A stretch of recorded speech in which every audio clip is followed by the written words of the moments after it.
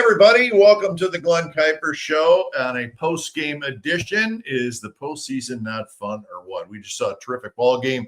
And we got a good show tonight. We got a great baseball panel. We're going to talk about not only the game we just saw, but the ALCS as well. We'll talk a little bit about the Giants' managerial search and some other things that are going on around baseball. So we got a good show tonight. It's going to be fun. I will introduce you to our panel in just a moment, and we'll get to all the goodies that we're going to talk about today. But first, as always, we have some business to attend to. As the Glen Kuiper Show is brought to you by, as always, the Carrig Real Estate Team. Carrig Real Estate Team has been helping families buy and sell homes across the Bay Area with a legacy of client-first service since 1978. Whether you're moving up, downsizing, or making your first home purchase, trust the Carrig Real Estate Team to guide you home. Call the Carrig Real Estate Team at 925-548-4132. Their website is carrigteam.com. We're also brought to you by Tilden Properties. As an investor, one of the best places to put your money is California's multi-family real estate. By investing with Tilden Properties, you'll see quarterly dividends and equity buildup in the real estate market.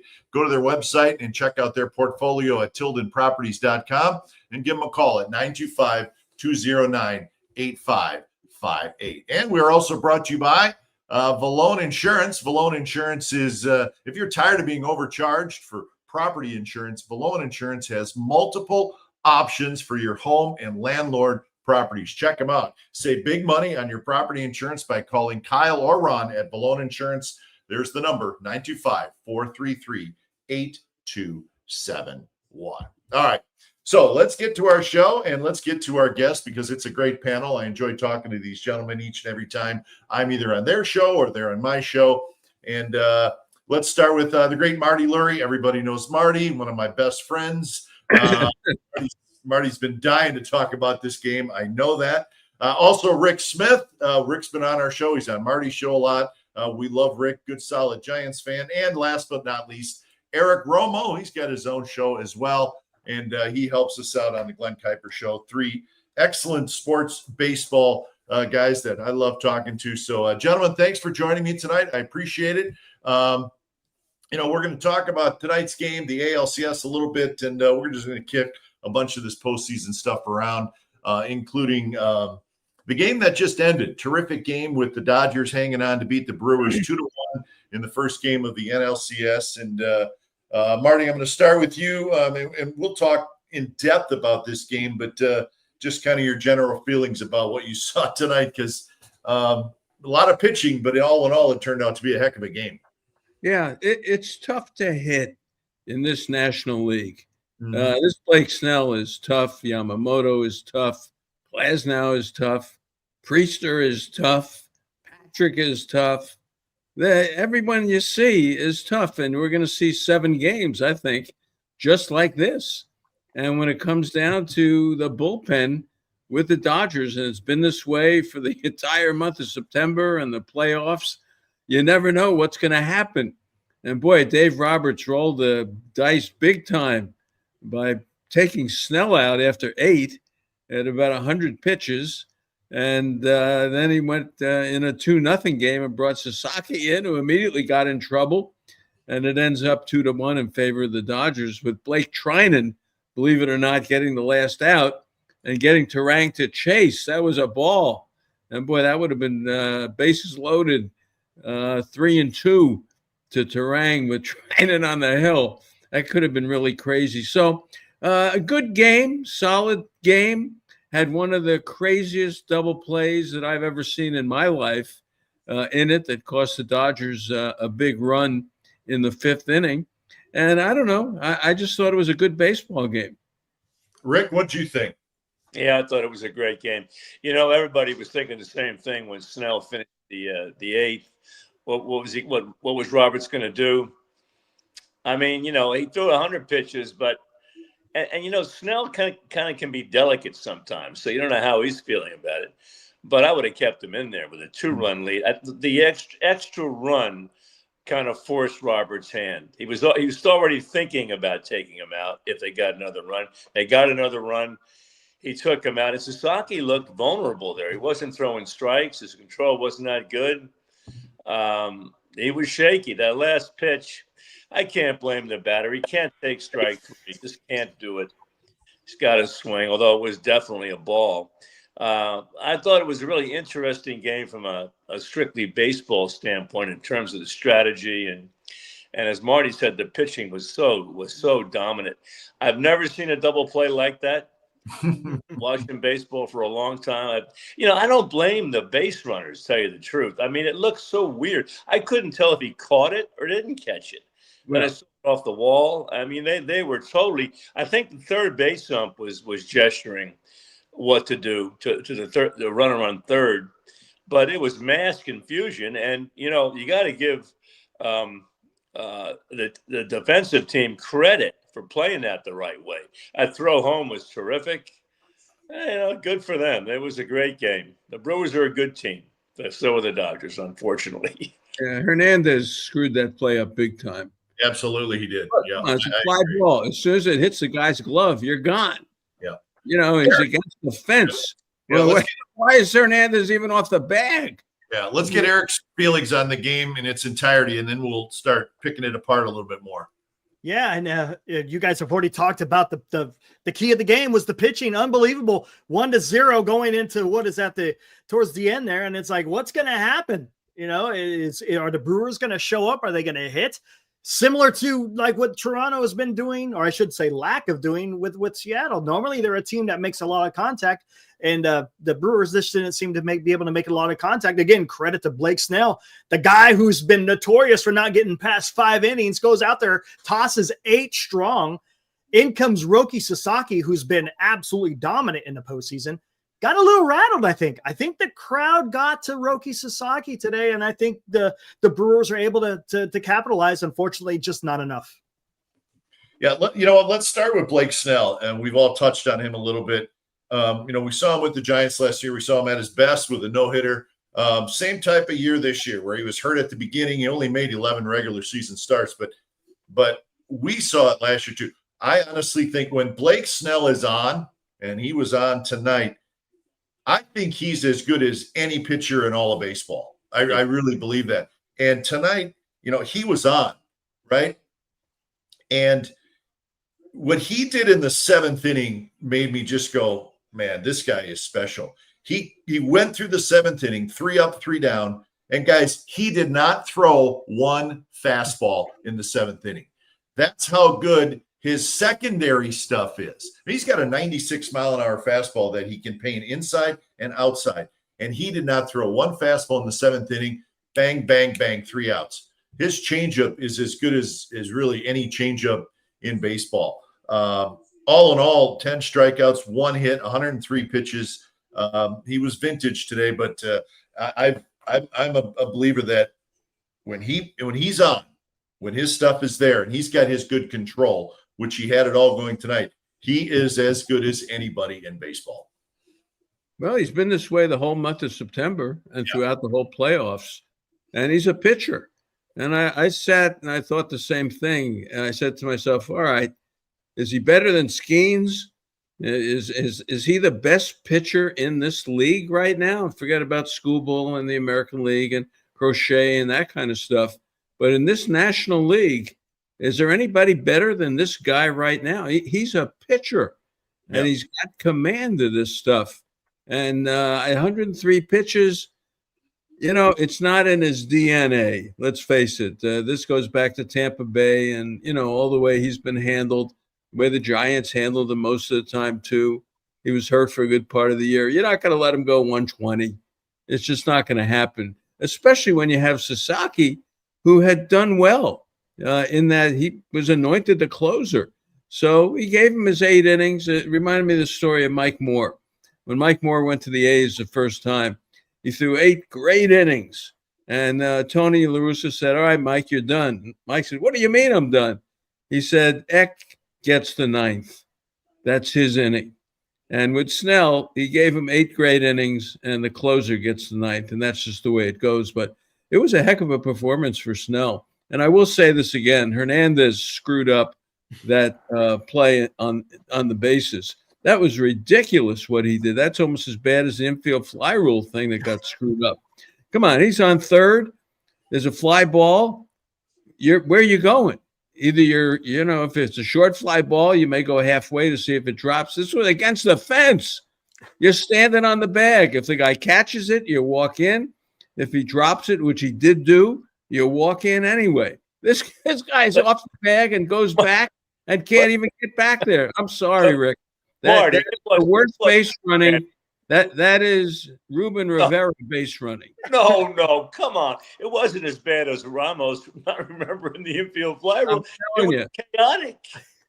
He's got nowhere to go. I know he's that. Standing on the bag. But he's also thinking he can score on a. Who cares? It doesn't matter. He's on the bag. The ball. Yeah, I'm with Marty on this one. I thought he screwed it up too. Wotus up and get him on the show here to explain this. Well, what was the third base umpire? What was the third base? What was the third base coach? Well, Dino Ebel should know. I don't know if he was screaming or what, but I put it in the category of Ramos or Ruben Rivera. Come on. But just getting back to Snell for a second. He reminds me a little bit of Steve Carlton. That slider he has, I mean, that is as good as and then he's got a curve. He struck somebody out on a 3-2 curveball. It was perfect. Yeah, Frelick, left-handed hitter. Yeah, that was a terrific pitch. But getting back to the point about taking him out, it might not have been strictly Robert's decision. He might have said, "How you feeling?" And Snell might have been honest and said, "I'm a little tired." He might have said something like that, as opposed to some guys who would say, "I want one more inning," or see how I do in the first couple of batters. I don't think that's the case with Snell. He pushed it a little bit in the 8th inning. He pushed it just a little bit in the 8th inning, I thought. And Roki, he's been doing great in the postseason, so there was no hesitation. I would have made that move, right? Who am I though? But Snell went out there, pitched to Jim. Roki has been solid in the 9th, so it seemed like, hey, that seemed to be the logical move to go. And Roki just got a little bit shaky there at the end, and it made it interesting. What about Ohtani? How about Ohtani? He's getting walked all the time to Mookie and all that. Ohtani's having one of those playoffs like he had last year, where he just kind of disappeared. But you know what, Marty? It's happened twice now where they've walked him, and it's cost them the game. Yep, the opposition. Yeah. So even if he's 1 for 20, he is still affecting the outcome of a game. Yeah. It happened in Philadelphia. It happened tonight. They walked him like automatic, not even thinking about it. And I am not a fan, and I not just because of tonight. I do not like walking the bases loaded if you don't have to. Yeah. Because it puts so much pressure on your pitcher, and it puts pressure on your defense. It puts pressure on your infielders. You're asking them to, if it's hit right at you, you turn a double play. If it's not, come home. I mean, it just changes everything. Now, granted, force at every base, double plays. I get all that, but everything has to happen absolutely perfectly to turn a double play with the infield in. And especially with these hard throwers. With these hard throwers like Kerkering or Uribe, these guys who just throw the ball hard. They don't quite have the command to just keep throwing strikes. But I think tonight you have a better chance, as great as Ohtani is, and he is struggling, right? I think you have a better chance of striking out Ohtani than striking out Mookie Betts, right? And that's right now. That's there. You need a strikeout there because it's second and third, one out.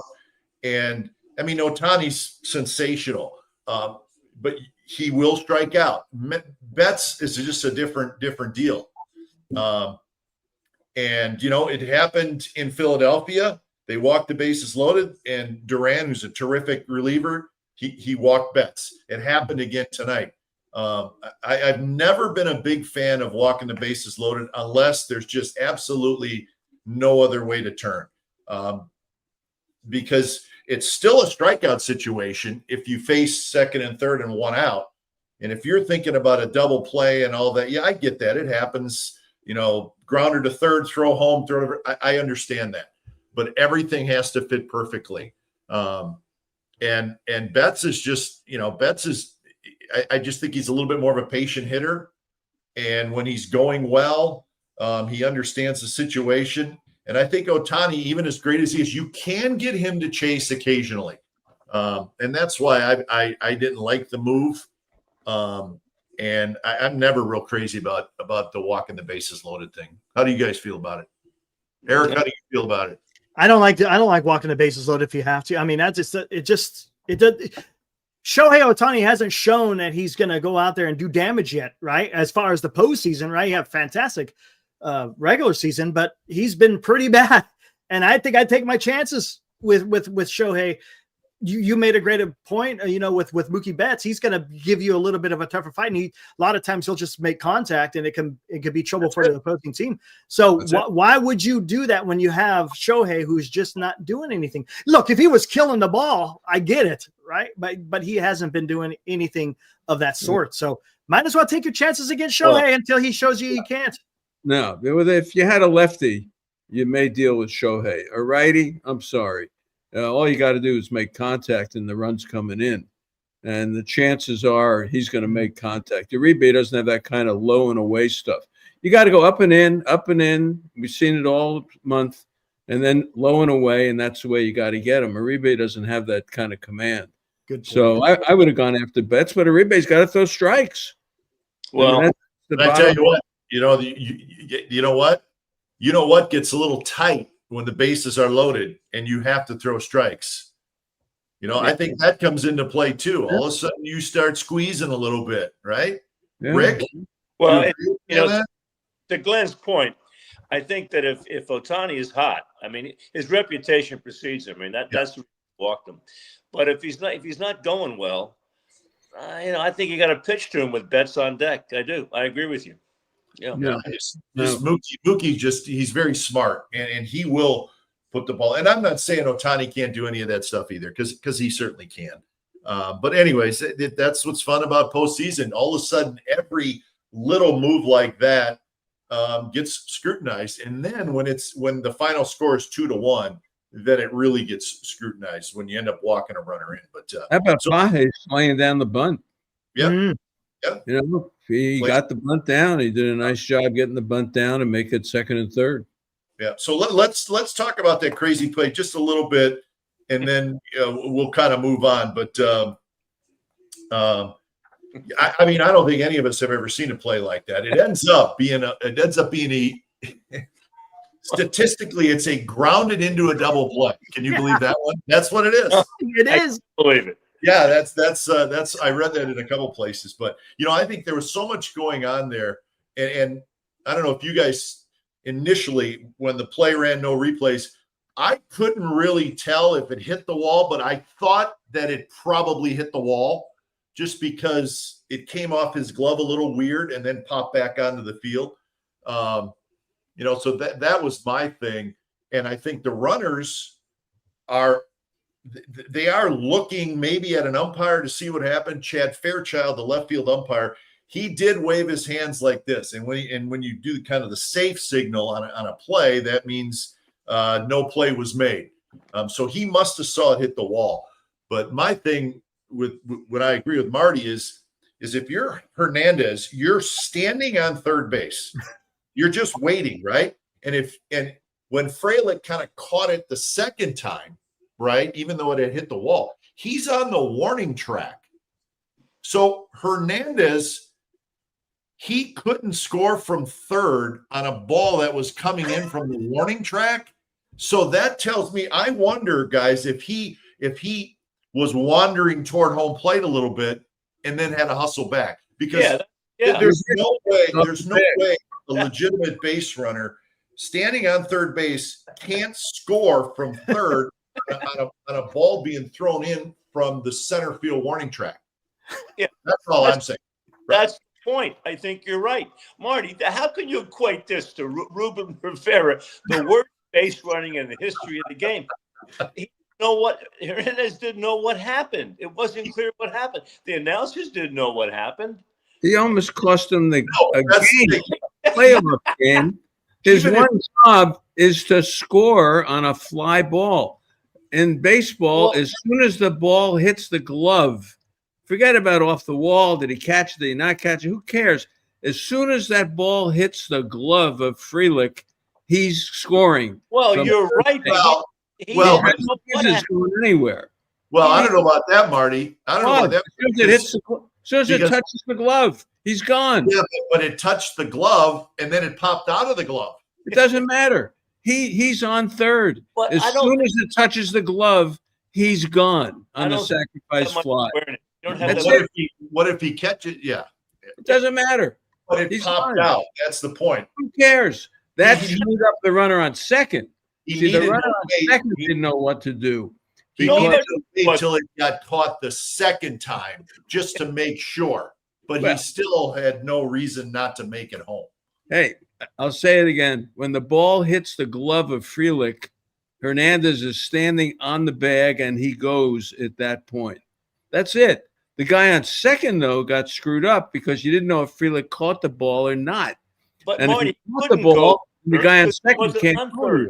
But he wasn't on third. I think Glenn's That's the point. Third. He was off third. He was off getting a popcorn halfway down the line for nothing. Nothing. He didn't have to do that. The third base coach is thinking, how can he not score from third? If it's caught, it's a sacrifice fly, right? He didn't know what I'd like to hear what Ebel's got to say about it, because Ebel should have been screaming, "Get on the bag." And he probably was, but yeah, but even if Hernandez, even if he doesn't know what's going on, it's a fly ball. Get on the bag.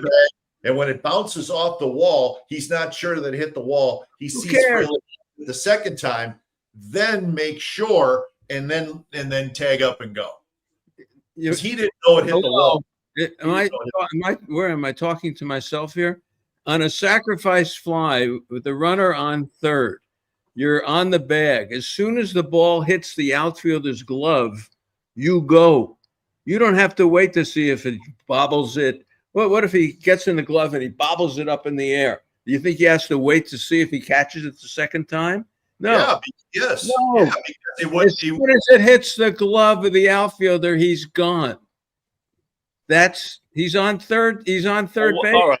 No, I don't agree with that. I don't agree with that. If it hits your glove, pops up in the air, it's not a catch till you catch it the second time. Right. Yeah. Right. Well, what do you think was going through his mind? Call your brother up and ask him. Would you please? You got to secure the ball. You got tomorrow. You got Kruk and Kuiper. I may have to tune in to hear Kruk and Kuiper tomorrow. It's not a catch until you secure it. So you're calling it a bonehead play, Marty? Yes. Bonehead. Yep. Well, it was. Absolutely it was. I mean, he should have never got thrown out. But I think it was kind of there was too much chaos at it. No one knew what except for the left field umpire. The left field umpire. Yeah, that's right, Rick. Chad Fairchild. Yeah. I don't know how he could tell that the ball went off the wall. His angle must have just been right, that he saw it hit the wall and then bounce back into Frelick's glove. So yeah, the left field umpire deserves a lot of credit. But nobody else knew what the heck was really going on. Eric, what are your thoughts on the play? It was just incredible. I'm sitting there watching it, and I'm like, what's going on? And I'm listening to the announcers and say, it's a play at the plate. Oh, no, he's safe. What? No, he's out. And then I see Contreras making a beeline to third base. He touches, and all of a sudden you see one of these. I'm like, what just happened? And you saw the footage of Frelick out there, and he's just he didn't know what happened. He didn't know it. He's doing this. What the heck? We'll take it one more absurd length here. All right, Marty. Fly ball to left field. All right, it's Ramos in left field. There's a runner on third. Ramos goes and catches the ball, and all of a sudden he kicks it up in the air and hits it up in the air twice and three times. You mean to tell me the runner on third can't go until he catches it the third time? But Marty, Frelick never caught it. It hit his glove and popped up. He never actually caught it. Never was a catch, and then it popped out of his glove. It hit the tip of his glove, and he's running up against the wall. He never secured the catch until it hit the wall and came back down off the wall. Then he caught it. That's when he could have tagged up. Once it hits the glove, you're gone. Well, I mean, you know what? If that's the case, then he would have been called for leaving early. Yeah, Mark, to do that. You're being too tough on the base runner. I really think you are. All right. It was a very weird play, so you have to consider that. Didn't he catch the ball with his back to the plate? Yeah. All right. It was. He barely caught. Yeah, he caught it the second. You couldn't see the ball for a second. It was goofy. It was good, but it wasn't Ruben Rivera. Go get my glove out of my cabinet here. No. I'm going to go get my glove. I got the ball. And here's as soon as it hits the glove, you're gone. I don't care if there goes my ball. That's right there. That's what Frelick did right there, Marty, and it's not a catch. It wasn't a catch because it went against the wall after it came out of his glove. Right. All right. So let's move on to what will be game 2. Let's talk about the Brewers for a second. What are they going to do for pitching? I mean, come on. You saw Priester and Patrick tonight. Tomorrow it's Peralta. That's 5 innings, and he's going to be in the bullpen again. How are they going to go 7 games like this? They got a good defensive team. They got a good team. That's a good baseball team. Yes, it is. It's really. You win 97 games, right? Yeah, I mean, I think they look good as a team. I mean, they didn't hit that well, but they pitched great.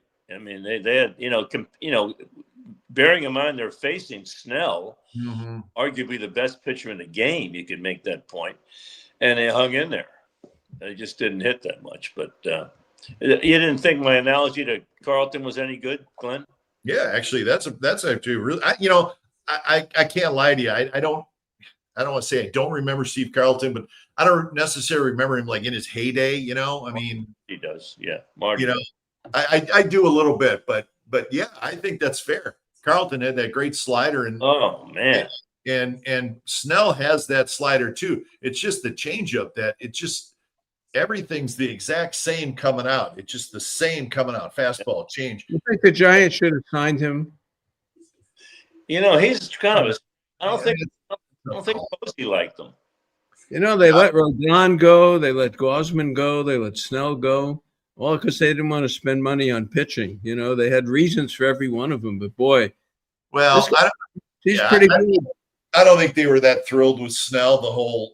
Listen, he made 11 regular season starts this year. Dodgers don't care. For the Giants, if they're going to spend $200 million on a 5 or 6 year contract, they need the guy to make 30 starts. And I think that's an issue. I think Rodon was always going to be a 1-year rental. I think the Gausman one is the one that they screwed up. And I think that they will admit that now. I mean, it wasn't, Buster's group, but Gausman was the one that they should have kept because he wanted to stay. But for some reason, he got a little funky towards the end of the year. Yeah. The split wasn't diving as much, and he didn't. They were worried he was going to get hurt and all that kind of stuff. Yeah. Well, watching pitching today, watching these guys today, maybe the philosophy has got to be a little different. Maybe you're going to have to roll the dice here and spend some money to get a pitcher. Yeah. I mean, I would say that that's absolutely positive. Yeah. I mean, but we'll see what happens. I want to get to the ALCS, you guys. Tell me what you think about that. Seattle at Toronto, and the Mariners win last night 3-1. They come back and win today 10-3. Surprise? Oh, I don't know. I mean, I like both these teams. I think they're both really good teams. But how can you not be impressed with Seattle? I mean, they're in a perfect spot. Now they go home for games 3, 4, and 5 in their own ballpark. Great atmosphere, and they're up 2-0. So what do you guys think about the ALCS so far? Marty? Well, I thought Toronto sort of handed them the game, the first game. Gausman was pitching great. And, here's Cal Raleigh. Come on, 60 home runs. He's the only guy that can really hurt you with the long ball. Other people hit home runs, but this is the guy. And, you pitch around him, you bounce it, you do something. And Gausman just threw that splitter right down the middle, and Raleigh didn't miss it. And then they walk the next guy, and now Schneider's in the game. And he takes out Gausman, and here comes the parade of the bullpen. And they ended up losing the game 3-1. So that was one you got to stay with Gosman. It was Yeah, unfortunate. I agree with that. Unfortunate. But look, Seattle is good. Seattle is, they just keep playing. And the guy, they got it. We've seen this in the playoffs before. Beltran, who was it? The guy from Atlanta, was it Rosario? Was that the guy? And look at Polanco. He's having one of those playoffs where every time the guy comes up in a big situation, he's got a beautiful swing and he's winning games. And you get a guy who gets hot like that, and all of a sudden you're in shape. So I think Seattle's in really, really good shape here. Eric, what do you think? And this was interesting because with Seattle, that last game against the Tigers, you thought they were going to be a little bit spent. 15 innings. You got to fly halfway across the continent, almost, actually a little bit more. And then the next day, you got a game against the Blue Jays. So for that fact, look, Seattle played a great series, but I thought they were going to be a little bit fatigued. They haven't shown any of that. They've come out and they've dealt. They're kind of doing exactly what I thought the Toronto Blue Jays were going to do: make contact, occasionally hit a home run. And to Marty's point, yesterday, I don't know why they didn't keep Gosman in the game. And we've kind of been seeing that throughout the postseason. A little bit of overmanaging going on all the clubs, where the manager's going out there a little bit too early and giving a quick hook, and then they're relying on the bullpen. I guess that's just kind of where the game is now. You're just relying on the heavy use of the bullpen. But man, I tell you, Seattle's in the driver's seat. You had you had Toronto with the momentum. You got done just beating the Yankees. I don't know. Maybe they got a little bit overconfident. Hey, this is Seattle. They're a little bit on the weak side because they just played this huge game. And, maybe we could take advantage of that. And look, Seattle, to their credit, are coming out and they're doing some damage. And yes, Polanco, my gosh, that guy is just, it seems like anytime you need that key hit, he's getting it somewhere, whether it's the long ball or that base hit like he did in that game against the Tigers. So, great swing. It is. And now you're going back to Seattle, as Glenn, you mentioned, you're in the driver's seat. If Toronto wants to do anything, they're going to have to. They got to get it back to Toronto. So it's not going to be easy for Toronto. And how about that Trey Savage today? Didn't quite have the same stuff he did against the Yankees. He just wasn't as sharp as he was against the Yankees. Rick, what do you think about the ALCS so far? Well, I think Derek's point. I thought they blew up their bullpen in that last game, 15-inning game with Detroit, and they turned out they beat them twice on the road. I never thought that would happen after that, all that pitching, and I thought they were exhausted too, and they came back and they won. But two solid teams. These four teams are all good teams. I would have picked the Blue Jays. And they could still win easily. They could still win. Well, what do they can do for pitching too? They're in Milwaukee's boot. They got Bassett, right, Glenn? Is Bassett on the team? Yep. But don't you think these teams are playing fundamentally good baseball? Because I do, and I don't think the Giants measure up to that class. I really don't. Yeah, you talk about that, the Mariners bullpen, and I think that's a big story because of, like you guys said, the game on Saturday night, which goes 15 innings, and they bullpen throws like 200 pitches, something like that. But first two games in this series, Seattle bullpen, 9 innings pitched, 1 hit, no runs. Wow. So whatever tired they are, they're not showing it. And I think the Seattle team, and I know it's easy to say because they're up 2-0, but the one thing that they have comparable to the Dodgers is starting pitching. Mm-hmm. They have 4 or 5 guys. Gilbert's pretty good. Castillo's pretty good. Kirby's pretty good. And they're going to get the Woo kid back. The Bay Area kid, really good. So they have 4 or 5 starters that, so they have that starting pitching depth where they're not running openers out there. They're not running reliever. It's none of that, which, we're kind of seeing that with Toronto a little bit. We're seeing that in Milwaukee. And I'm not saying it's not working. I'm just saying, more conventionally, the Dodgers and the Mariners are the 2 teams that, in my opinion, have enough pitching. And I think that's what makes them a little scary just because they don't have to maybe worry so much about, okay, we got to go 5-6 guys here, and then what are we going to do the next night? You got the starters, you plug them in, and it's a 7-game series. You need 4 starters, so they're a little more conventional with how they're going about their business here in this postseason. And I don't know, that always makes me feel more comfortable about a team when they can do that. Yeah.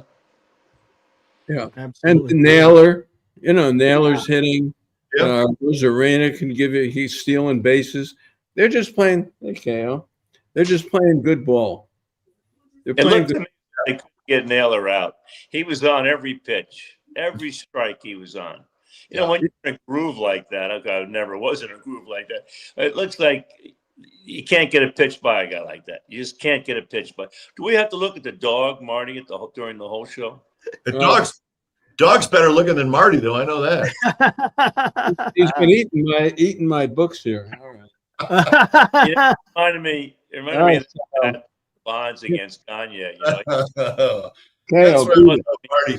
All of a sudden, there's a dog on my show. He was eating the books. I didn't, all right. I'll let him introduce. So Seattle up 2-0. Game 3 Wednesday. Bieber and Kirby in Seattle. So Shane Bieber, who is going to be a free agent, a guy out there that maybe the Giants will take a look at. But anyways, Bieber and Kirby on Wednesday. And boy, Seattle, guys, the only team in the major leagues that has never made it to the World Series, and they're 2 games away.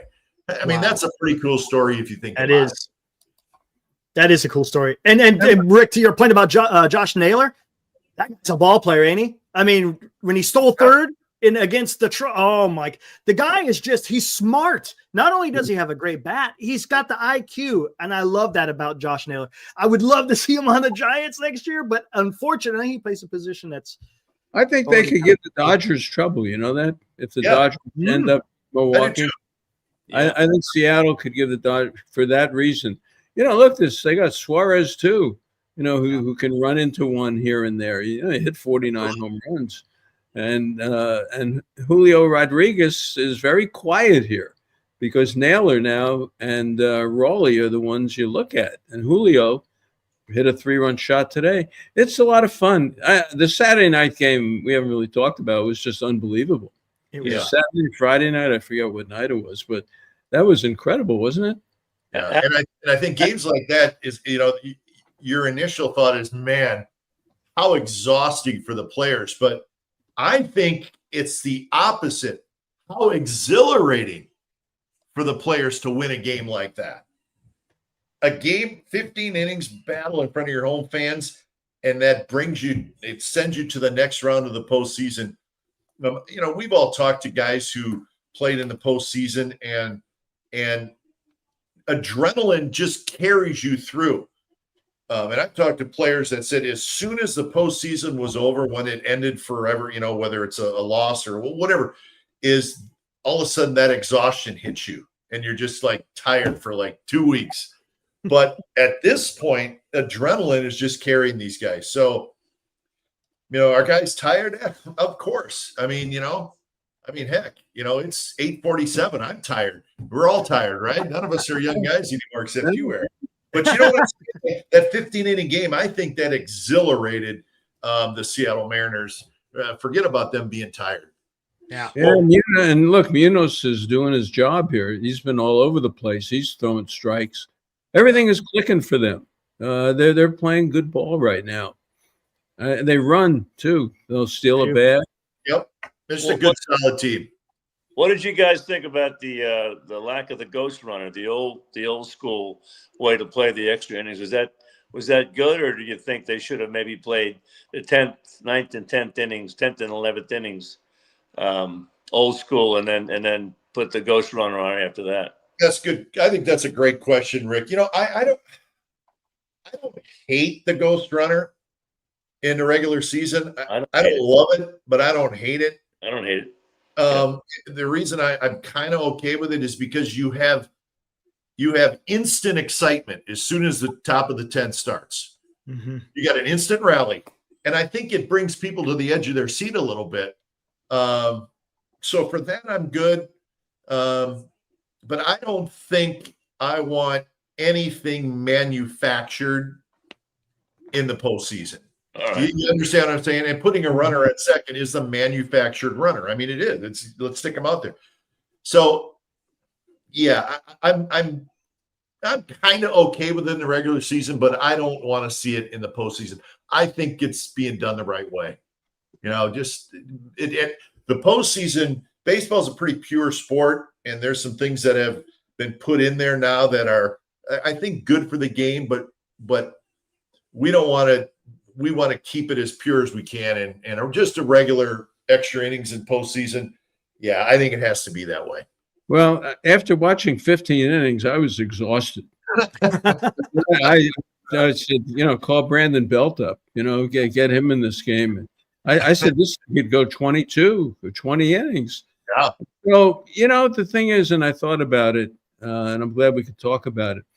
During the regular season, it would be tough to have this normal, the way it used to be, extra inning. Relief pitchers are so good. They're so good. It's tough to score runs. You may have, for the norm, 12 or 13 inning games. Yeah. If they're extra inning games, as opposed to a 10 inning game or 11 once in a while, or 12, my God, never, with the ghost runner. So if you didn't have it, relief pitching is 98, 100, 100. It's tough to make a whole rally and score runs. And I saw it in that game. So I think, honestly, for where we are in life today and the way the game of baseball is perceived and played during the regular season, I think it's necessary.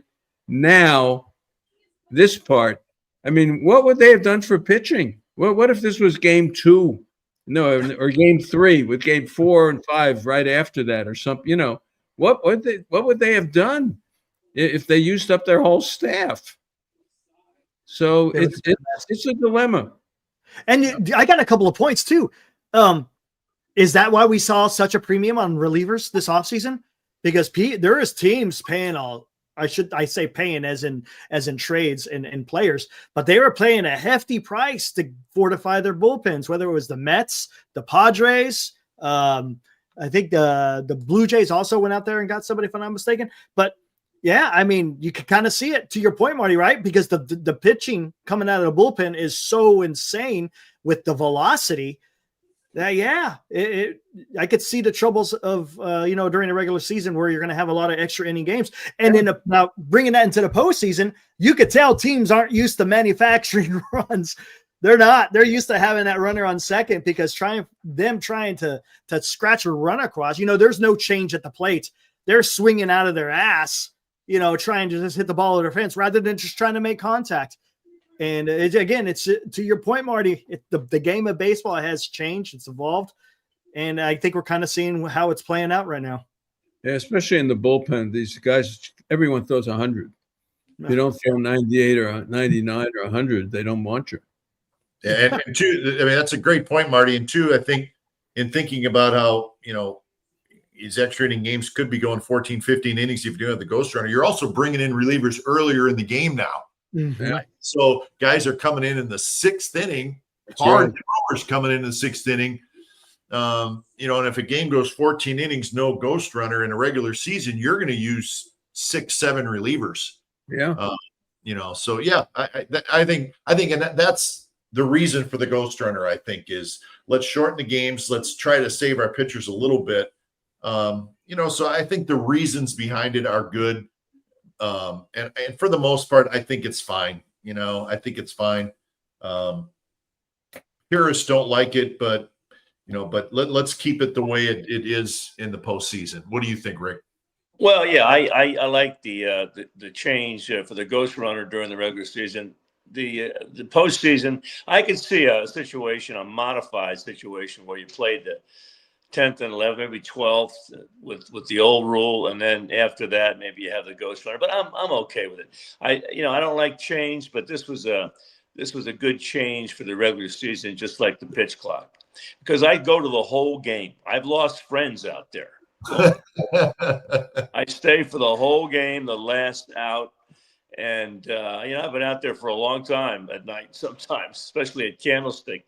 Did you get the quad candlestick, Rick? Yeah, I got a lot of those. But the old school, it works for me for the postseason. No problem. Yep. So let me ask you a question about Snell. Would anyone have left Snell in for the 9th inning? I would have. No. I think I would have. You would have?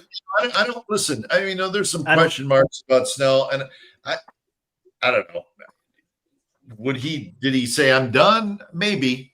Did Dave Roberts make the call, say, hey, nice job, you're good, we're going with Sasaki? Maybe. We don't know what the conversation was, but if it was just a black and white, yes and no, I would have probably sent him out. I mean, they weren't doing anything against him.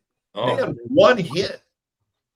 He was just rolling along, and so he throws 115 pitches. Well, that it's the playoffs, man. I mean, let's go. That's fair. So I would have probably let him go out there, only because he was just completely dominant and he was in complete control of the game. I know what happened, but I was like, I wonder if they'll leave him in there. I'd like to see him leave him in there, but I'm not surprised they didn't. But I would have liked to see him go out there. I think it would have been a good theater. Why not tell him, look, go out there. Somebody gets on, I'm taking you out. As long as he might not have been good with it, though. We don't know. You're right. Right. And I don't know what the conversation was, but he was so dominant. I just think when they got the extra run, that allowed Roberts to do what he wanted to do, which was to take him out. Yeah, you may be right. I thought he had Sasaki up in the 8th inning. I know it was a very fast 8th inning. He was lightly throwing Marty, but it didn't look like he was thinking about coming in at all. I mean, I think he was just, it was a real light. Playing catch. Yeah. So, hey, managers, let's talk a little bit about managers, and then we'll let you guys go. And we'll get to the Giants thing at the end. But Mike Schilt today, I don't know. What did he resign? I don't know what it said. He's not the manager of the Padres. I'm not exactly sure what the heck happened. But anyways, Schilt was there for 2 years. Obviously, he has a very talented team. From what people are saying, he's a very good manager. What did you guys think about that? Is there something up again in San Diego? That was my initial thought. I know what happened with Bob Melvin down there. It was not easy for him. He was not super happy. All of a sudden, Mike Schilt, who probably could keep that job for a while if he wanted to, he said, "No, I'm done." Sounded like it was his call. We don't know that for sure. I don't know. To me, something's a little off down there. And I've heard rumblings, about the analytics department is very heavy down there handed, and that Preller can be a handful to work for. That's the things that I've heard. Marty, what have you heard about that? I tend to go along with what you just said. Anything that has to deal with AJ Preller usually has more to the story than just typically, we're going to change managers. Look, this guy got him in the playoffs twice. He had over 90 wins twice. So he said it physically, emotionally, mentally, as he was worn down, from the season. So probably there's a lot of stuff that goes on down there that we don't know. And I would tend to agree with you. There's more than meets the eye. Yeah, I think so too. What do you think, Eric? Yeah. And to that point, how many managers has Preller gone through during his tenure? I think it's quite a few. And you had Bob Melvin. He also took him to the NLCS. Let's not forget that. He took him pretty deep into playoffs. The following year, he wasn't as successful. But everyone wants to point to the manager. But, what's going on with AJ Preller? Because I got a feeling there's something going on there. We don't know what the story is. You guys are alluding to that. but there has to be something at play with Preller and why these managers aren't just sticking around for whatever reason, whether it's Preller wanting to let them go or whether it's the managers themselves that say, hey, I think I've had enough. I'm just going to hang them up. Yeah, I mean, look, they got a lot of talent. They paid a lot of money for these guys. And I've heard, but I don't know where I heard it from. I don't know how good the information is that Preller is the problem to work for. That's the friction that Melvin had. So I don't know. Schultz a good manager. Something going on down there. That's for sure. Well, then you got to deal with Manny and Tatis. Mm-hmm. And Yeah, that's the ball club. And again, that's the common factor that's sort of the thread that's gone through a few of these managers. So who knows? But the big question is, and Barry Bloom was on with us the other day, and Rick, you pointed this out. Barry Bloom says Bochy should go to San Diego and straighten it out. Rick, what do you think about that? Who should go there? Remember Bochy? Barry Bloom said, well, yeah. I don't think Bochy should manage again. And he's got a tremendous legacy. What a career. He's a Hall of Fame manager, 4 World Series championships. Why go back? I mean, he must be addicted to managing, which I can't blame the guy. But I don't know. It just seems like Boch is going to stain his legacy if he goes back, especially to San Diego, which has had now a history of problems with managers leaving and getting. What do you think, guys? You think Bochy would go? No, I don't. I think he'd have to have the perfect situation for him to keep managing. I'm not saying he doesn't want to. I don't know. Listen, Boch is smart, and all these guys, they know what's going on in San Diego because they all talk. Yeah, they know. I mean, they're not telling us, but I think there's something up down there, and Boch is like, hey, I don't want to deal with that.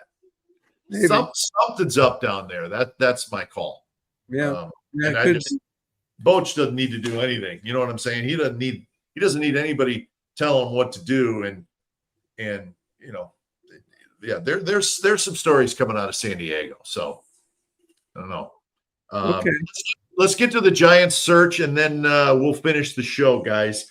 Not kind of quiet, very quiet managerial search. Now, Major League Baseball doesn't like you making any big announcements during the postseason or specifically the World Series. If I remember that correctly, they kind of, they don't want you to spoil the World Series by making some big announcement. But I know Buster's he always keeps everything close to the vest. He's doing a really good job on this one because nobody's hearing anything. I mean, nobody's even writing about it. And I'm sure people are digging for rumors and digging for info, but nothing going on that we're hearing about, which probably means, guys, there's a lot going on behind the scenes. Marty, what do you think? Yeah, they're probably interviewing, I imagine, people who are not in the playoffs right now. I don't know. I just, this Nick Hundley thing is it's too easy. I mean, if they wanted Nick Hundley, you could hire him now. Why string this out 2 or 3 more weeks or something like that if that's the guy you want?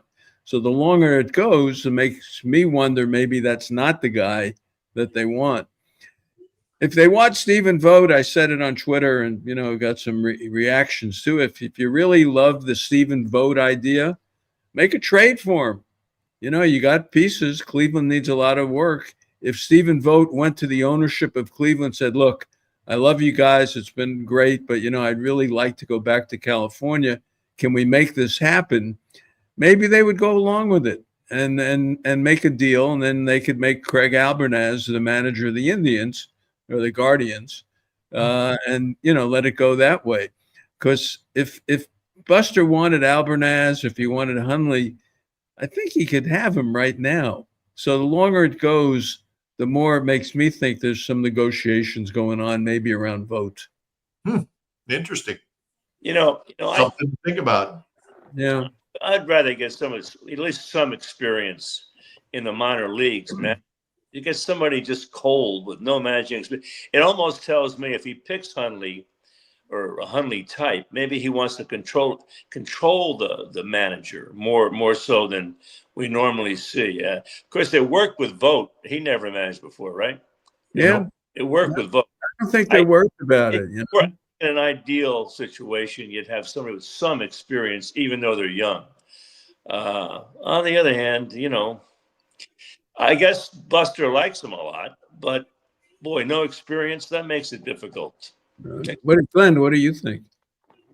Yeah, I don't worry so much about the no experience thing. I know. I mean, you'd like to at least feel like the guy knows what to do in the dugout. But I think Hundley's everybody raves about the guy, and I've said this all along. Two things. Buster wants to have his own guy managing him. When I say own guy, I don't mean he wants to have a guy that he can tell what to do and the guy's going to do it. I don't think that's the way Buster operates. I really don't. I think he left Bob alone for the most part, but I think Buster wants to have a relationship with the manager. He wants to go in this thing together. Let's be on the same page. Let's move forward and let's not have this a 2-year thing. Let's bring this organization to where it should be. And I think he wants somebody that he can do that with. And if it's somebody that he knows well, that's probably even better. Buster's not going to hire somebody just because he's his friend. That's not the way he is. He's going to hire somebody that he's got a relationship with, and that will help them work together. I don't know how really when he took the job, he and Bob didn't really know each other at all. Not that hindered anything, but I just feel like I think he wants to have a guy like, let's do this together. Okay, let's go in it together. I think he wants to have his generation.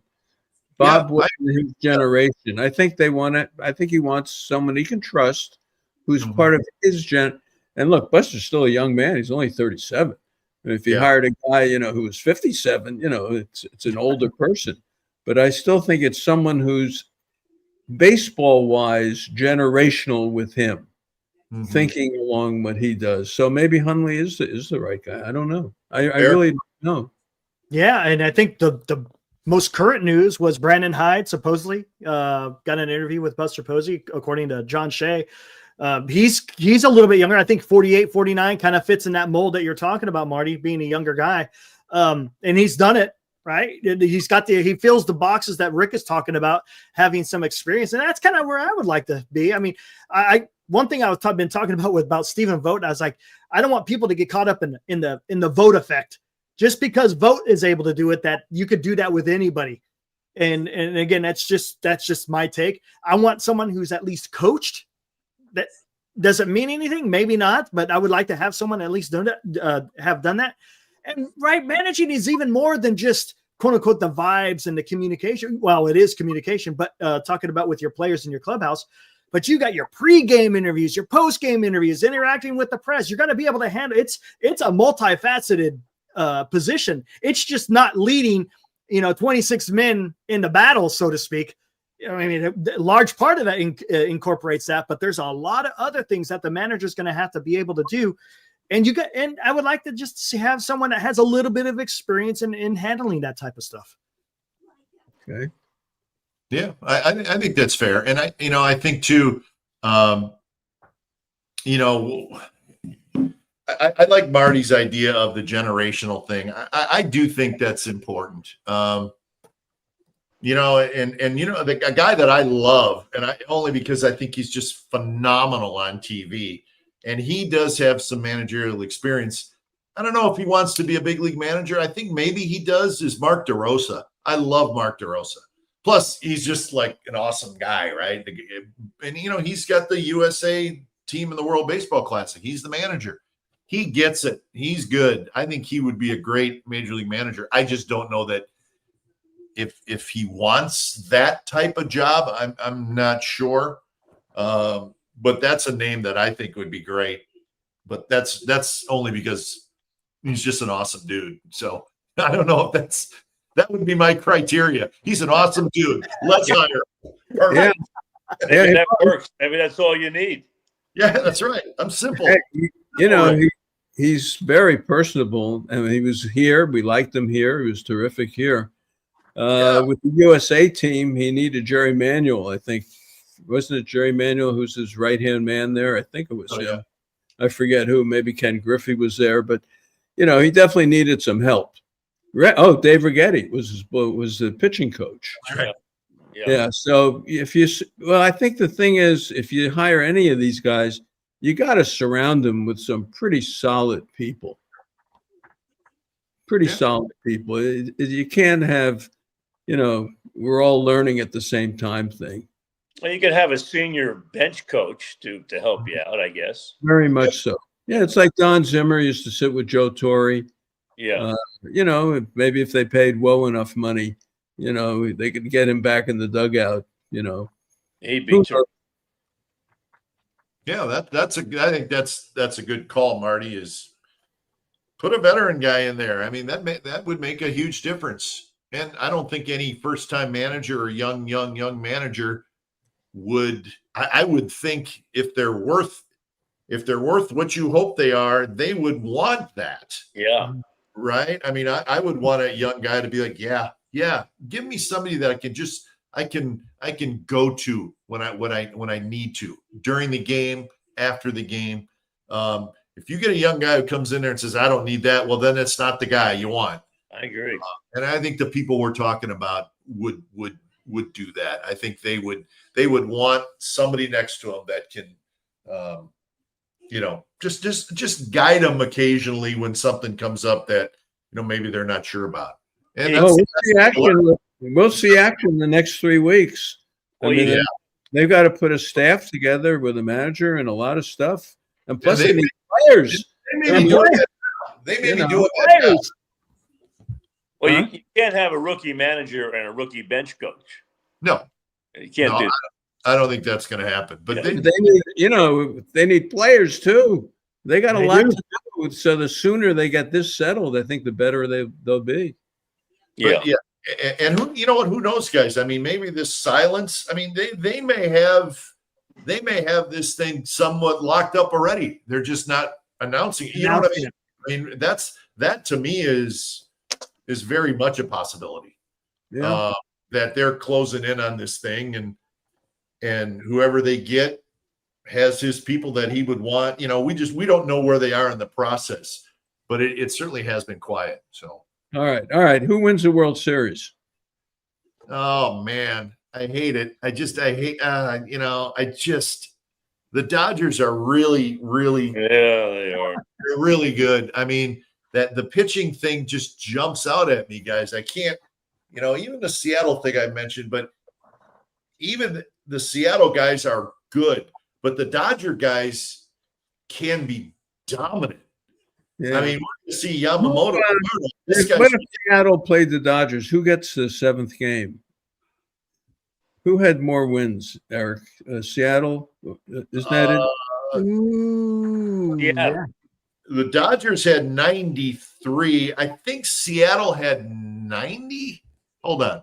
Does that sound right, guys? Yeah. 90? That sounds about right. I think Dodgers have more wins. Let me see. Hold on. Seattle had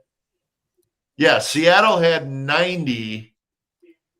Dodgers had 93. So they would get the home 4 field. games. There you go. So, but then again, I don't. I think Seattle can handle them. I really do. You giving Seattle their first World Series appearance? I think they can handle. We'll see if they get past Toronto. Look, Toronto wins 1 or 2 games here. All of a sudden, you got a series. Well, they better win 2. Yeah. They win 1, this baby's over. Yes, you know, I just think it could be Seattle's time. Yeah. You know, before tonight, you know, I thought they were the Dodgers. Now I'm talking about their lineup speaks for itself. Great defense, great starting pitching, but they had a problem in the bullpen, and Trinan is still a problem. But Sasaki looked kind of vulnerable there in the 9th inning. Yeah. So maybe there is some hope. maybe. Yeah, and the Brewers aren't going to go. The Brewers will not go down and die. They are a tough group. They're going to need a game from Peralta. They're going to need more than 5 innings from him tomorrow. Yeah, they need him to come up. So, You know what, guys? That's going to be it. I'm going to wrap it up. I'm going to let you guys go to bed. Rick, thank you. It's always great talking to you. Marty, what can I say? You're the best. It's fun. And Eric, thanks for all your help. Thanks for coming on. And You betcha. yeah, so we'll see what happens. We'll do this again maybe after the World Series, and we'll see who wins this whole thing. But thanks, guys. I appreciate you checking in, and always good stuff from everybody. Thanks, man. All right. Thanks to Rick and Eric and Marty Lurie, as they are they're fun to talk to. They know what they're talking about, and I always appreciate talking good baseball. We don't always agree, but you don't want to always agree. So, anyways, and the comments. I know we had a lot of comments tonight, and I appreciate them. It's a little harder to get to them when we have 2 or 3 guests on. But Bake That Dough wanted to check in. Says with a super chat, we call him. Bake That Dough says, "Great show, fellas. Looking forward to the next one." And as always, we appreciate Bake That Dough, and we appreciate everybody. So make sure you hit the subscribe button, hit the like button, and as always, keep the comments coming. I like reading them after the thought. Like tomorrow morning, I just go back in and I like to get thoughts from everybody. So I did want to let you know, and we talked a little bit about it on my X account, but tomorrow night, after Game 2 of the Dodgers-Brewers series, we got a special show. Kruk and Kuiper are going to join us. So my brother Dwayne and Mike Kruko will be on together, not separately, together, Kruk and Kuiper. So they will join me tomorrow night to talk about the postseason, much like we did tonight. We'll get their thoughts on the Giants managerial search. So it's going to be a great show. I'm looking forward to it. We all know how Giants fans and baseball fans feel about Kruk and Kuiper, and they're going to be here tomorrow night. Again, right after the final out of Game 2, Dodgers and Brewers, head right on over to my YouTube channel, The Glen Kuiper Show, and it'll be me and Kruk and Kuiper. So that's the tease for tomorrow night, and we're very much looking forward to it. So that's it for the show. The show is brought to you by the Carrick Real Estate Team. Whether you're moving up, downsizing, or making your first purchase, trust the Carrick Real Estate Team to guide you home. Contact Mike Carrick today for a free home sale or purchase consultation. Call 925-548-4132. Go to their website at carrickteam.com. Also brought to you by the good people at Tilden Properties. By investing with Tilden Properties, you'll see quarterly dividends and equity buildup in the real estate market. Bay Area-based family-owned Tilden Properties has been building investment wealth for their clients since 2008. They do that by purchasing multi-family real estate. That's pretty good business to be in. So give them a call at 925-209-8558. It's tildenproperties.com. We're also brought to you by Valone Insurance. Are you tired of being overcharged on your property insurance?